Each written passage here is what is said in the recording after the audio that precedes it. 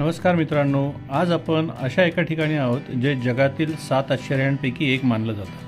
होय, आपण आहोत चीनच्या महान भिंतीवर, म्हणजेच ग्रेट वॉल ऑफ चायनावर. सध्या मी बीजिंग जवळच्या जियांगग्वान पासवर चढाई करत आहे.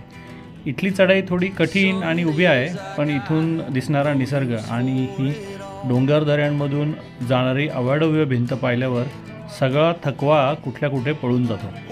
मित्रांनो, तुम्हाला माहिती आहे का, ही भिंत काही एका रात्रीत किंवा एका वर्षात बांधून झालेली नाही. याचा इतिहास तब्बल 2000 वर्षाहून अधिक जुना आहे. इसवी सन पूर्व 7व्या शतकात याची सुरुवात झाली.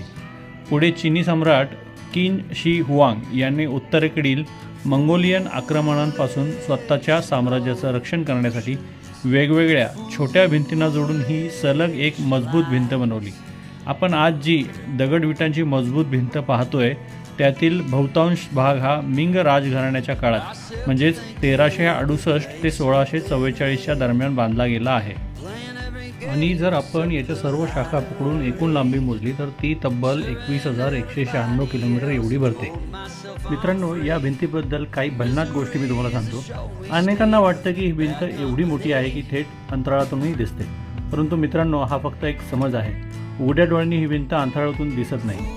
दुसरी आणि सर्वात आश्चर्याची गोष्ट म्हणजे मिंग घराण्याच्या काळात ही भिंत बांधताना विटांना एकत्र जोडण्यासाठी साध्या चुन्यामध्ये चिकट भाताचे पीठ मिसळले गेले होते. होय, तुम्ही बरोबर ऐकलात. भातामुळे या बांधकामाला एवढी मजबूती मिळाली की शेकडो वर्षे ऊन पाण्यामध्ये ही भिंत अशीच दिमाखामध्ये उभी आहे.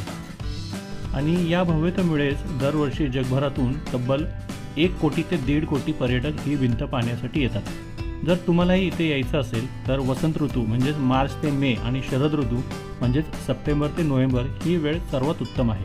या काळात हवामान आल्हाददायक असते आणि निसर्गाचे रंगही खूप सुंदर दिसतात. उन्हाळ्यातील कडक ऊन आणि हिवाळ्यातील हाडं गोठवणारी थंडी टाळलेलीच बरी.